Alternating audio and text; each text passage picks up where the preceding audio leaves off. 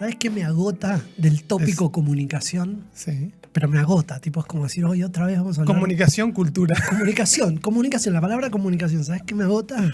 Que no tiene solución. No tiene solución, ya está. Tipo, somos una especie que está destinada al ruido comunicacional. Claro. No nos vamos a, como no existe ¿Una solución? no existe un punto intermedio, ni siquiera intermedio, como un lugar donde avancemos hacia una dinámica donde el ruido, como me dijo una vez una profesora en la facultad, el ruido es constitutivo de la comunicación. Claro. El día que capté esa idea, que el ruido es constitutivo de la comunicación entre este ser biológico, este animal que es el ser humano, Claro. caí en un profundo estado de depresión y después dije, bueno, no queda otra que... Entonces verías como una heroína a la persona de la que te quiero hablar ahora, que se llama Guadalupe Nogués, porque dedica sus esfuerzos a esto, a bregar por entender mejor. Pero fíjate el sesgo que tiene ella, que es muy interesante. Guadalupe Nogués es una bióloga argentina. Interesante este dato. Es bióloga.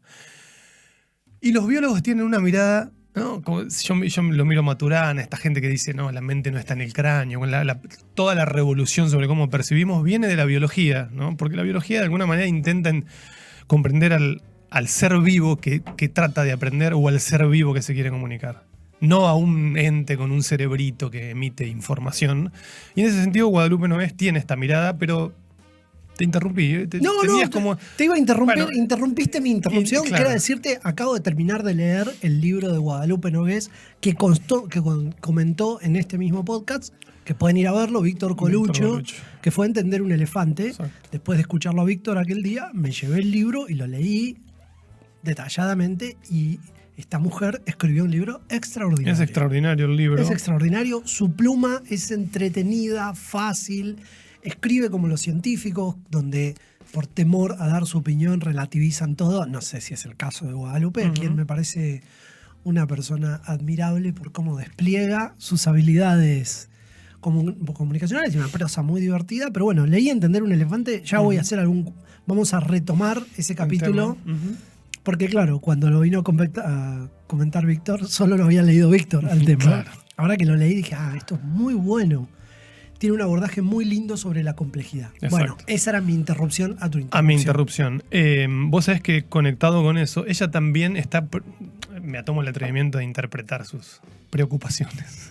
Yo creo que está preocupada por... ¿De dónde lo saco? Sí. Pero no, de alguna manera lo dice. Escribió también un libro que me resultó muy interesantísimo, que es Pensar con otros. Pensar con otros. Muy conectado con el tema de la complejidad. La conexión en todo caso es, ¿qué conexión hay entre la complejidad, la verdad como terreno común de la comunicación, ¿no? Ella es científica, además de bióloga, con lo cual, a tu comentario que relativiza bastante, por momentos no relativiza nada en el sentido de que ella entiende que el consenso científico que te da una investigación en un área es el suelo desde el cual tenés que partir, y tiene algunas reflexiones con una posición muy clara tomada contra los antivacunas, etc. En ese sentido está muy parada en el discurso científico. Me obligás a hacer una aclaración. Sí. Relativiza sus opiniones. Claro. Cuando no está segura, al ser sí. científica, relativiza lo que ella opina, donde claramente todo el tiempo te está avisando que esta es una opinión mía, esto no es ciencia. Exactamente. Bueno, y eso me pareció bastante atractivo en su prosa. Y además divide, de esto tengo evidencia. Claro. Sólida. Y esa evidencia, dice, ¿cómo veo la evidencia sólida? Bueno, en la comunidad científica, en el mundo de los papers y de los congresos, en ese micromundo, hay cierto consenso sobre que la evidencia apoya apoya o dice que esto es verdad y que esto no es verdad. Y se para muy mirá, existe la verdad, ¿no? La preocupación de ella es la época de la posverdad. Ay, qué interesante esa postura. Esto es verdad, dice. Cosa que por supuesto me encanta, pero se mete con el concepto de la posverdad y también analiza cómo los medios de comunicación impulsan la desinformación, etc. Muy interesante, pero un poco el caso que quería traer para conectarlo con lo organizacional es, ¿por qué aparece como una habilidad crucial pensar con otros que piensan distinto que vos? Pensar con otros, así no vas tan rápido. Okay. Pensar con otras personas, no que coinciden. Que piensan diferente a lo que vos pensás. Primer acercamiento, tenés que conversar con esas personas. Ahora, te voy a contar un ejemplo de que... Va como a las raíces. Claro, conversemos. Comunicación que no tiene solución. Pausa. Me tomo un minuto para pedirles que por favor se suscriban al canal más de la mitad de las personas que ven el contenido de Brainstorming cada semana no está suscripta, y que den un like, ya que esas dos acciones, que no cuestan prácticamente nada, nos ayudan mucho a posicionar los contenidos. Gracias. Seguimos con la programación habitual. Y que cada nueva interacción introduce más ruido, pero no importa, eso Guadalupe valientemente dice, bueno, hay una manera de hacerlo. Necesito que los demás me saquen de mi encierro, dice, en el sentido de que trae cierta mirada distinta, ¿no? Fíjate lo que puede pasar en una organización. De hecho, nos contaban un caso muy, muy específico en nuestra industria, en la industria de oil and gas, que es si en una instancia de diseño vos mirás o podés conversar con quienes están de acuerdo a su expertise, diseñando, no sé, una locación, y viene alguien de mantenimiento y de operaciones y se mete en esa conversación. O sea, cuando está en el lugar de la ingeniería, aparece, se suma operaciones y mantenimiento en una suerte de involucramiento temprano. Exacto. Y como dicen, como decía nuestro amigo común Néstor D'Agostino, ¿no te gustaría que quien va a operar ese bicho que estás diseñando entienda cómo lo va a operar, qué recursos necesita, qué métodos? Qué simple y qué interesante, ¿no? Pero aparte, cuando vos comentás el caso, te dicen, no, pero ¿cómo que eso es un hallazgo? Bueno, parece mentira que a veces es un hallazgo y los resultados. Claramente un hallazgo. El resultado que da. Entonces, esta persona nos contaba que por iniciativa propia, no por un diseño organizacional, después lo vamos a conectar con la importancia de que haya un rol organizacional que conecte estas conversaciones distintas, ¿no? Porque ahorra un montón de retrabajo. Y es una cuenta que nadie hace, ¿no? Cuando se diseña algo que impacta en el campo y lo resiente, ¿quién hace esa cuenta final acerca de todo lo que tenés que invertir después para, invertir en sentido amplio, ¿no? Dinero, tiempo, volver costo oculto, puro. Bueno, todo eso, esa cuenta que finalmente no se hace, que es medio invisible, estos casos los sacan a la luz. Entonces esta persona dijo, mira, van a cambiar unos filtros para parafinas que son pesados, qué sé yo, se entera, vamos a hacer esto, lo vamos a hacer y después te entregamos. Viste que un poco en la industria es este sector le entrega a este, después este le entrega a este, después este le entrega a este. Y ella dice, necesito estar en esa conversación, levantó la mano, un poco por su personalidad o por sus experiencias anteriores, y necesito estar ahí. Y por sobrevivencia. Claro, tipo, yo después, el problema lo tengo yo, ¿no? Esto es la necesidad, ¿no? Claro. Tiene cara de hereje. Se mete en la conversación, diseñan un sistema de izaje específico para filtros. Entonces estaba como un poco fascinada. La conversación iba en términos de cómo el diseño impacta en el campo, ¿no? O cómo la disciplina operacional, si querés, impacta, cruza todo, y en esas instancias, que es, cualquier cosa que vayas a hacer, cruzala con eso porque te pega en todos lados. Entonces ella se mete ahí, pero ¿qué pasa? Hay una conversación entre dos que piensan distinto, y que cada quien con su expertise, si querés, con sus estándares distintos, que a veces no tienen una interfase clara. Y la interfase te la aclara un poco este otro que viene, y como dice Guadalupe Noés, me saca de mi encierro, ¿no? Como tipo, tenemos todos como una anteojera sectorial, ahí lo conectamos con este comentario que hiciste con liderar estas intersecciones más borrosas, ¿no? Entre los sectores. Es hermosa la imagen de me saca de mi encierro. Total. Estamos hablando de un proceso psicológico también, que tiene que ser liderado, digamos, pero perdón, sí, entonces un poco, me estás devolviendo la fe, digamos, en la humanidad y en la comunicación. El problema, uno de los problemas psicológicos asociados es que las personas relacionamos identidad con lo que pensamos, ¿no? Yo soy lo que pienso, dice Guadalupe, y eso no ayuda. Hay que ver cómo se desarma, pero en principio una manera de desarmarlo es tener en cuenta estos tres ejes, ¿no? Pero en una organización se supone que es más sencillo hacerlo porque estás buscando en parte resultados, digamos, comunes. Ella da algunos ejemplos un poco extremos de posturas ideológicas como más complicadas, que tienen que ver con la política y con otros temas. Pero fíjate qué interesantes tres preguntas y qué sencillas. ¿Cuál es la perspectiva de esta otra persona?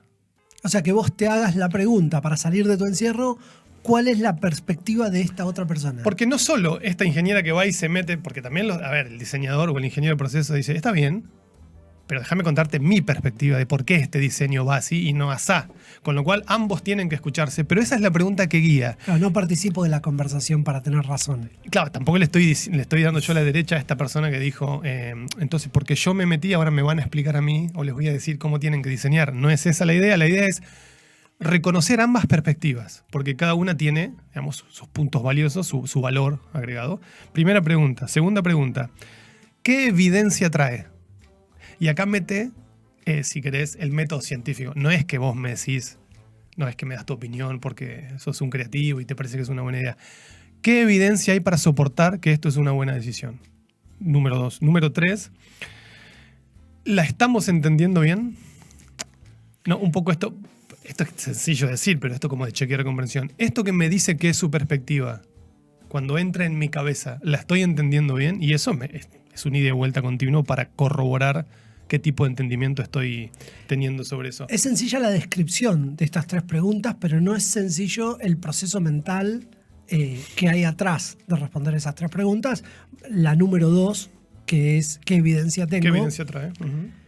Lo estoy conectando con el pensamiento de color blanco de De Bono, que dice es el pensamiento de datos. Hay un momento en las interacciones entre las personas donde lo único que proponemos es que conversemos de datos y para eso vamos a decirle a esa interacción pensamiento blanco.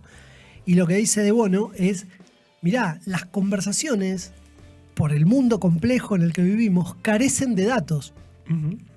No te dice, trae los datos sí o sí. Y de datos unificados además, claro. Entonces te dice, en algún momento navega la posibilidad de hacer una interpretación común de los datos. Del dato que no podés conseguir efectivamente. Total. ¿Cómo crees que es este dato? Pero acordemos por lo menos en cuál es nuestra creencia acerca del dato como puente a avanzar en la complejidad, porque si en última instancia necesitas la evidencia para poder avanzar, bueno, caes en un terreno donde estás muy detenido por momentos. Total, y a veces no hay datos. Pero me parece lo cual es peor extraordinaria todavía, ¿no? la idea de decir, no, aunque no haya datos, pasemos por el momento de pensar en el dato, por lo menos para acordar que como no tenemos el dato, vamos a hacer una interpretación común y vamos a generar, aunque sea nuestro dato imaginario, que está dentro de un rango que además siempre lo calculás acorde a tu experiencia. Claro. En algunos procesos se puede trabajar sin el dato, en otros no, por supuesto. Pero qué simple la pregunta, ¿no? Que te traiga la energía de buscar la evidencia a una interacción entre personas. Y la tercera pregunta, ¿cómo era? La tercera es, chequeo comprensivo. ¿lo estamos entendiendo bien? ¿No? Buenísimo. Y además el otro me está entendiendo bien. Ahora, ok, ahora escucho críticas. Bueno, pero eso, no hay tiempo. Famosa frase tan del pasado, pero tan gráfica. Nosotros limpiamos caños, si tenemos tiempo nos comunicamos. Claro. Alguien podría decir, sacamos petróleo y gas de la tierra y si tengo tiempo si me queda algo en la agenda y miras así, tenés hasta el domingo ocupado, entonces no te comunicas. Está bien, alguien puede decir, bueno, no hay tiempo, ¿a quién le puede interesar? Sin embargo, este caso porque el caso concreto, hablando de evidencia, que es un poco lo que le gusta a Guadalupe Nogués, es, hay mucha evidencia de la cantidad enorme de dividendos que paga este tipo de diseño organizacional. Lo que pasa es que no hay todavía en las posiciones, estas como interconectores, si querés, posiciones intermedias que digan, mirá, en este procedimiento hay una instancia donde vos tenés que traer la mirada del otro en el proceso, que es compleja, por eso digo que está conectado con la complejidad de la operación, ¿no? Donde cada quien tiene una instancia donde cada quien, esto se hace en algunos lugares de cierta manera, pero no está institucionalizado. De hecho, en este caso que fue una entrevista que escuché, su entrevistador, Carl Busky, le dijo, tenemos que pensar un rol institucional, ¿no? Que tenga que ver con esto, porque hay que dar, lo que decimos siempre, si no le das espacio a algo en una organización, no existe, ¿no? Y a veces medio que a los codazos abrís esta brecha e instalás esta temática que es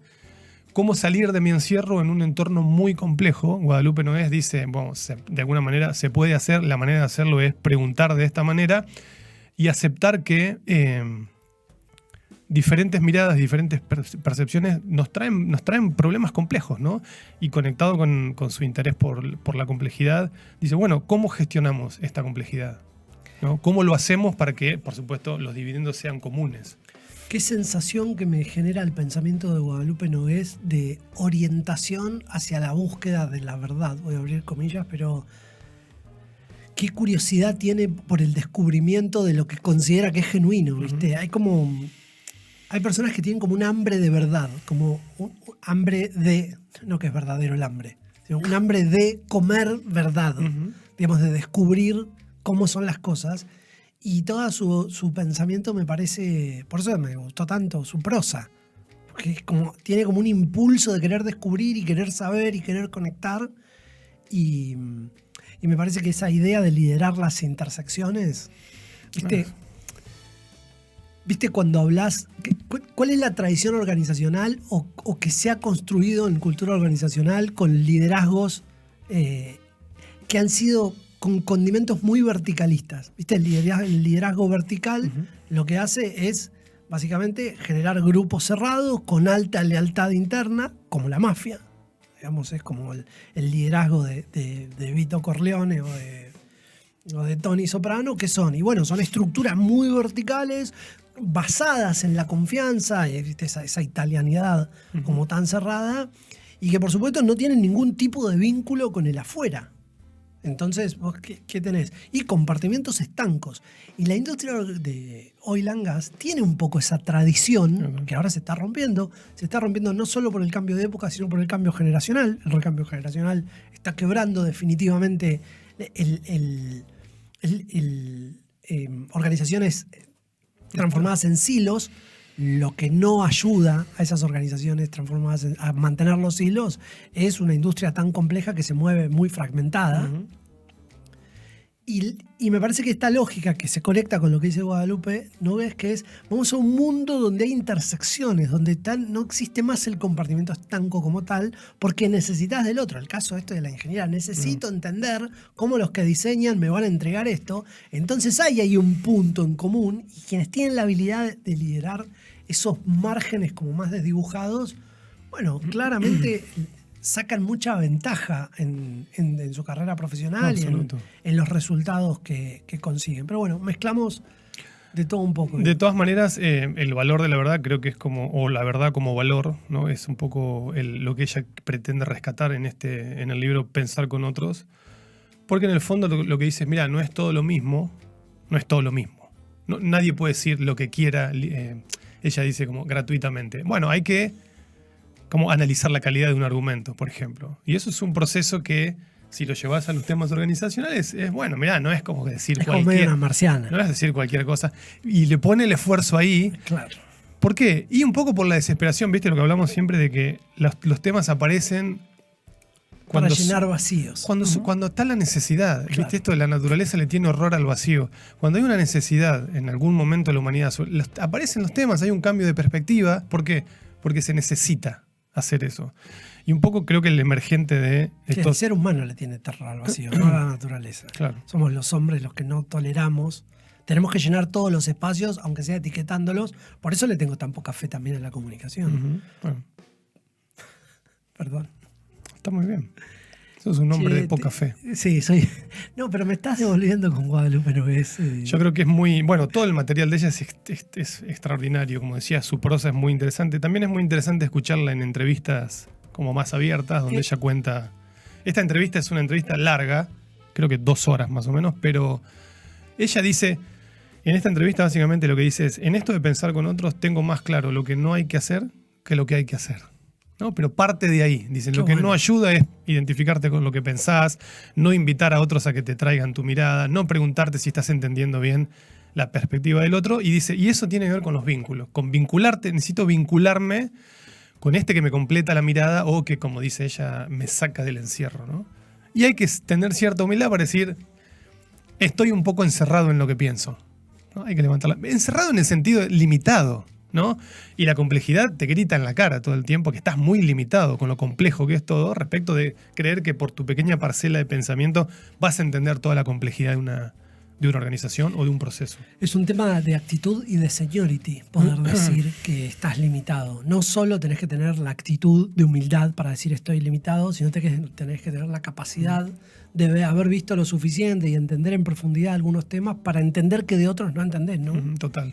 Y de haber pasado ya por la lucha de cimentar tu autoestima en la seguridad de las opiniones. Claro. Total. En otro estadio ya decís, che, la verdad que mi mirada tiene ciertas limitaciones, a ver.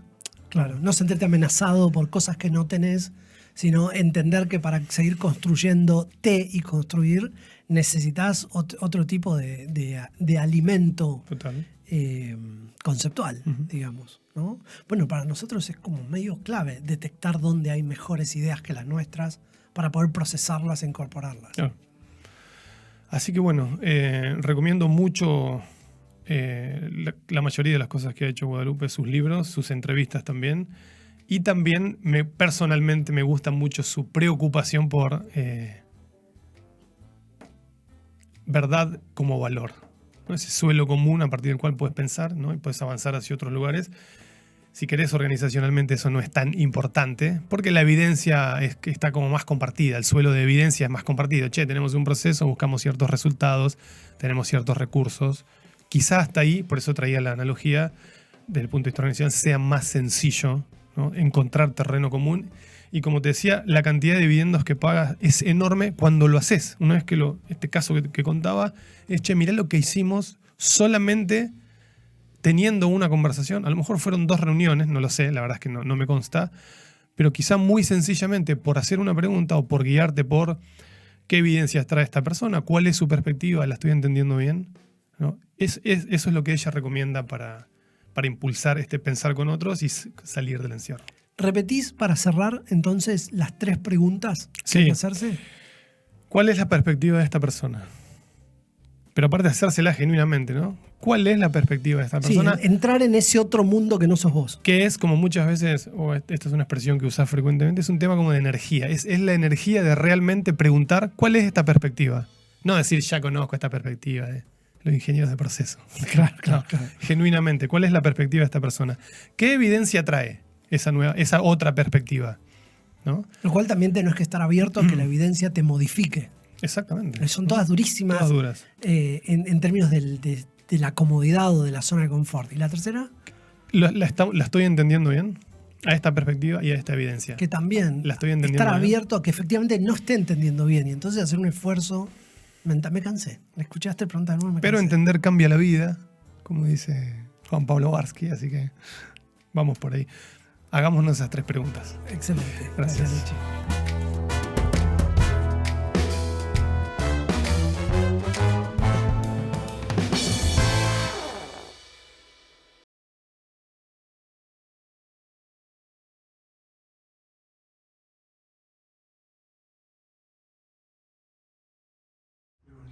Bueno, retomamos los comentarios post video. Recomendaciones. Empezás vos con la entrevista. La entrevista es como les decía, es larga, 2 horas, creo que 2 horas 20, pero vale la pena. Es del podcast Aprender de Grandes. Aprender de ¿no? Grandes Sí. es el podcast de Jerry Galbuski y el título de esta conferencia se llama Conversar con gente que piensa distinto. La vi. Es extraordinaria. Es muy buena. Claro, obviamente lo que surge también siempre de ahí es que tendemos a conversar con gente con la que coincidimos y ponerse en esa incomodidad es el desafío intelectual que ella propone, ¿no? en muchos contextos. Qué gran concepto el de incomodidad intelectual. Conversar con gente que piensa distinto. Esa es, así la pueden buscar en YouTube. Bien, y yo voy a agregar un comentario. Recibí un informe de Bloomberg, viste eso, que estás suscrito y recibís, para un paper en el que analizaron, no recuerdo en este momento si 300.000 o 100.000 reuniones a partir de una aplicación que ellos tienen. Entonces hicieron un análisis como cuál es el mejor lugar, no cuál es el mejor momento, sino cómo funciona la agenda organizacional. Okay. Por ejemplo, los lunes a las 11 de la mañana es un gran momento para tener una reunión. Las reuniones que más se caen son las que ocurren los miércoles a esta hora, porque todo el mundo tiende a poner las reuniones ahí que no encajó en ningún lado. Los viernes a la tarde es el momento en el que ese es más de sentido común. Nadie quiere reunirse y a todos les molesta tener una reunión. Bueno, muy interesante. Voy a ver si lo traigo, incluso hago una capturita de las imágenes y todo. Y charlamos un poco de cómo funciona. O sea, el mejor momento y el peor para tener una reunión. Pero Ese es el no como análisis. una opinión, sino es más que nada qué ocurre, no tanto cómo sería, ¿viste? No es ese tipo de información sobre... Es como descriptivo. Es descriptivo a partir de un análisis de una brutalidad de casos alrededor del mundo. Entonces me pareció como muy... Es una pavada el informe, pero me pareció muy simpático para que lo conversemos. Como hoy dijiste, tengo la agenda ocupada acá hasta el domingo. Bueno, esas agendas... Como bichos humanos hay como un patrón de cómo se usa la agenda que está analizado. Así que bueno, eso va a ser para otro capítulo. Y bueno. Y suscríbanse al canal, les pedimos como siempre. Que se suscriban, que nos den un like y...